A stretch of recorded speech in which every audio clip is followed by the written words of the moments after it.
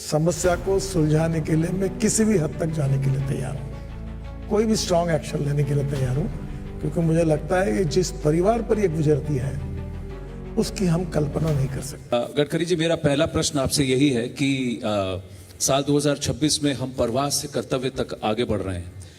ये एक पर्सनल आपके इंसिडेंट की बात हम सुन चुके हैं कि कैसे आपके साथ एक दुर्घटना हुई थी, लेकिन उसके बाद 2 साल तक आपको रिकवरी में भी समय लगा। उस वक्त आपके मन में क्या गुजर रहा था?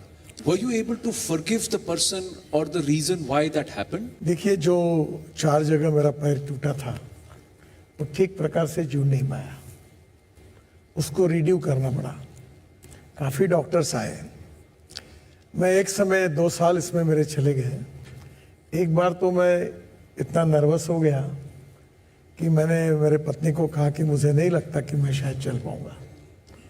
तो एक प्रकार से एक बहुत बड़ा नुकसान तो जीवन का सब प्रकार का हुआ, और मैं एक बात की खुशी भी है मुझे कि कम से कम मैं उसमें बच गया।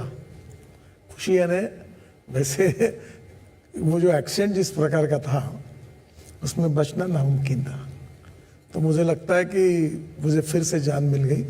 अब मुझे ये लगता है कि जो मेरे साथ हुआ जो हुआ, और अब किसी के साथ नहीं होना चाहिए, और इसलिए इस विषय के साथ मैं कमिटमेंट और संवेदनशीलता के साथ जुड़ा हूँ, और ये समस्या को सुलझाने के लिए मैं किसी भी हद तक जाने के लिए तैयार हूँ, कोई भी स्ट्रांग एक्शन लेने के लिए तैयार हूँ, क्योंकि मुझे लगता है कि जिस परिवार पर ये गुजरती है उसकी हम कल्पना नहीं कर सकते। ये ऐसे मंत्री हमें जी जो संसद में खड़े होकर अपनी नाकामी को भी कबूल लेते हैं, तो फिर उनको फुल हाउस, पूरा हाउस उनके साथ खड़े होकर कर ताली बजाता है। It takes a lot of courage to be able to accept. इनकी आत्मीयता से है, और यही वजह है कि आज हम लोग सब यहाँ एकत्र हैं।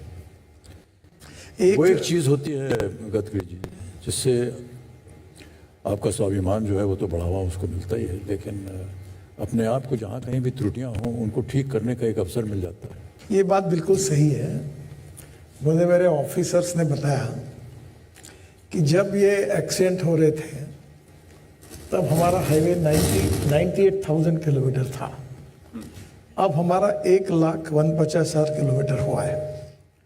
तो हाईवे भी बड़ा है, तो इसलिए जो आप संख्या बढ़ी है मृत्यु की और एक्सीडेंट की, तो हाईवे बढ़ने के कारण आप उसको एक सफलता मानिए कि तो भी प्रपोर्शन में ये इतना नहीं बढ़ा है। मतलब बिल्कुल आर्गुमेंट नहीं करना है।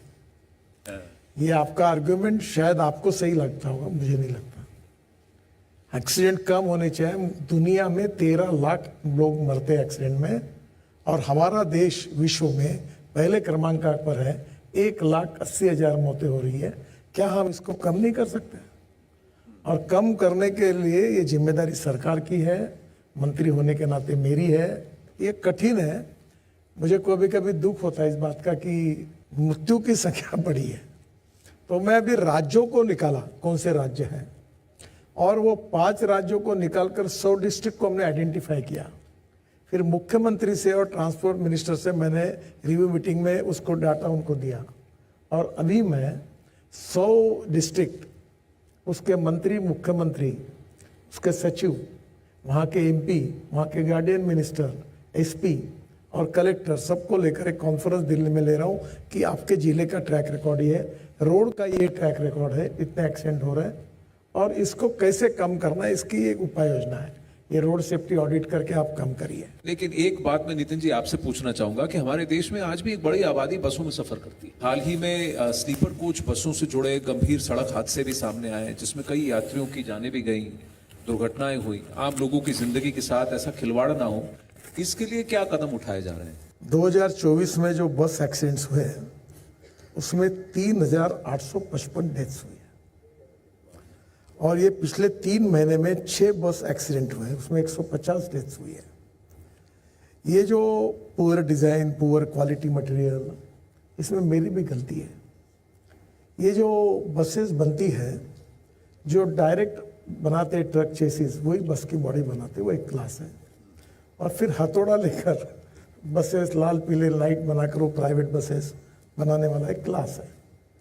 मैं जब से मंत्री बना तो मैं उनको बुलाता था कि ये अच्छा नहीं है, सुरक्षित नहीं है, पर ये जब ज़्यादा हो गया कि जो स्लीपर कोच बन गई उसमें उन्होंने एंगल लगा दिए बीच में और बस में आग लग गई और सब लोग जल के मर गए, क्योंकि बाहर जाने की कोई एग्जिस्ट ही नहीं थी। तब उसके बाद में भी हमने नियम बनाया कि स्लीपर कोच जो है वो अब प्राइवेटली नहीं बनेगा, OEM को ही वो ही बनेंगे, ताकि इसमें जो लोगों की जान गई है नहीं जानी चाहिए। और जो बहुत ही स्टैंडर्ड और क्वालिटी के हैं उनको हम लोग स्पेशल सिस्टम के साथ उनके पास कौन से मशीन से क्या है करके फिर उनको क्वालिफाई करेंगे। तो इस प्रकार की योजना बनाई है और बस कोड हमने लाया है। अब बस कोड जो है वो यूरोपियन कोड और अमेरिकन कोड के बराबर का है। अब इसके बाद हिंदुस्तान की हर बस बॉडी ये इंटरनेशनल स्टैंडर्ड के हिसाब से बनेगी और उसमें इतनी बड़ी कांच रहेगी और बाजू में प्लास्टिक का हथौड़ा रहेगा। अगर बस एक्सीडेंट होती है, कुछ होती है, तो हथौड़ा ठोक कर ग्लास के बाहर आप निकल सकेंगे। तो अब उसकी व्यवस्था हमने की है। पुरानी बसेस में ये fire detection system, emergency exist with hammers, emergency lighting और ड्राइवर ड्राउजीनेस के ऊपर भी इंडिकेटर्स है। और एक हमने अच्छी बात की है आज, जो मुझे पहली बार आपको बता रहा हूँ, कि हमने फ्रिक्वेंसी भी खरीदी की है IT मिनिस्ट्री से। व्हीकल टू व्हीकल अब बात होगी, तो व्हीकल जैसे डैश करेंगे उतने में ही उसको ब्रेक लग जाएगा। अब हम लोग उसका कानून में रूपांतरित करने वाले हैं और उसके बाद हर बस और कार में और ट्रक में ये होगा, ताकि जो एकदम जो डैश होती है वो टाल सकेंगे। एक विषय पर अभी सॉल्व नहीं हुआ है जी, कि किसी ट्रक ने और बस ने, ड्राइवर ने कितने आवर्स उसमें ड्यूटी करनी चाहिए। लेबर लॉज है और हमारा देश बहुत बड़ा है और हर चीज़ के परिणाम बहुत बड़े प्रमाण पर है। तो फॉरेन में आप यूरोप में अगर बस में प्रवास करोगे तो उसके पास एक समय बस कार्ड दे के बस चालू होती है, ये हमारे यहाँ भी आ रही है सिस्टम, और उसके आवर्स 8 आवर्स खत्म हो जाते हैं तो ड्राइविंग नहीं कर सकता। और हमारे यहाँ 16 घंटा 18 घंटा करते हैं। अब मैंने जबरदस्ती ट्रक कोड में, बस कोड में AC मैंडेटरी कर दिया। वो तो ट्रक ड्राइवर से फीडबैक भी आया था ना कि इतनी गर्मी में चला रहे हैं, तो अभी जो OEM ही आ रहा है तो उसके अंदर ही हमने मैंडेटरी कर दिया कि AC केबिन होगी। ये एक विषय है। अब ये पब्लिक ओपिनियन में कुछ लोगों का इसको विरोध है, कुछ लोगों का नुकसान है। अभी तक हम थोड़ा लेबर मिनिस्ट्री से डिस्कस कर रहे हैं, पर हम निर्णय नहीं कर पाए। So there is this entire effort to try and create more deterrence. दूसरा है कि कैसे आपके मन में, हमारे और आपके मन में, जब हमको लगता है जल्दी लेके आओ, कि एक मैसेज आ जाए कि भैया जल्दी मत मचाओ, आराम से आओ। खासकर जो हमारी इंस्टेंट डिलीवरीज हैं, जैसे जोमेटो हो गया, कार कैब सर्विस, उबर हो गई, ई-कॉमर्स प्लेटफॉर्म्स के जरिए भी ये मुहिम है। थोड़ा हमारे दर्शकों को ये दिखाना भी चाहते हैं कि कैसे, किस तरह से इसको इनकॉर्पोरेट किया जा रहा है। अब सबसे पहले देख लीजिए उबर, जब हम उबर के ऐप का प्रयोग करते हैं हम और आप, तो इस तरह से आपके सामने आता है कि ये गाड़ी आ रही है।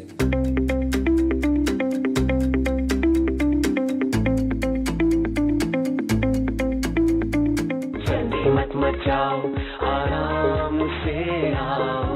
हर साल हमारी सड़कों पे लाखों लोग जल्दबाजी का शिकार बनते हैं। तो आइए हम सब मिलकर ये शपथ लें कि जल्दी आने का दबाव नहीं डालेंगे, सड़क सुरक्षा से जुड़ा हर नियम मानेंगे।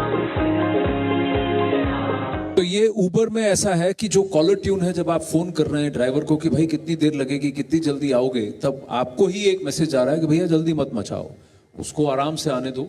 तो ये एक रिमाइंडर कि भाई डोंट रश। कई सारी बातें हैं करने के लिए। जल्दी से एक और उदाहरण आपको दिखाना चाहते हैं। जब आप खाना ऑर्डर करते हैं जोमेटो पर, तो फिर एक कोशिश वहां की गई है कि भैया आप जल्दी मत मचाओ, आप आराम से आओ, क्योंकि आप जोमेटो के ऐप के अंदर आप ट्रैक करते हैं कि आपका खाना कहां तक पहुंचा है, ड्राइवर कहां पहुंचा है। तो जब आप वो ट्रैक कर रहे हैं तो आप देखिए इस उदाहरण को। Will just play this.